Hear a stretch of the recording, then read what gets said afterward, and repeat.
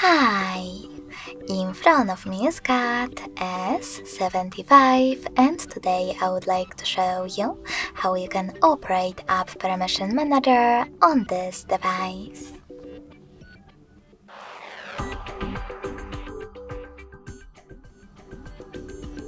You need to begin by opening Devices Settings and scrolling down to access Privacy.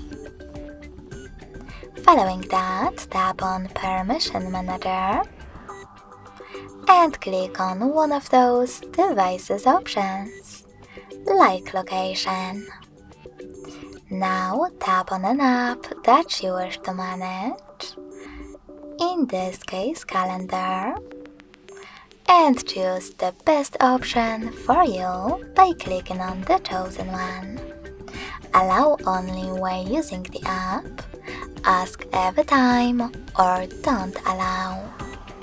I want to set up allow only when using, so when I click and go back, I can set calendar, just gain access to my device's location if I'm using it.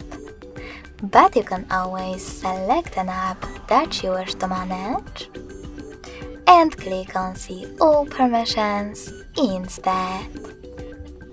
Then manage all of them only for this app from here.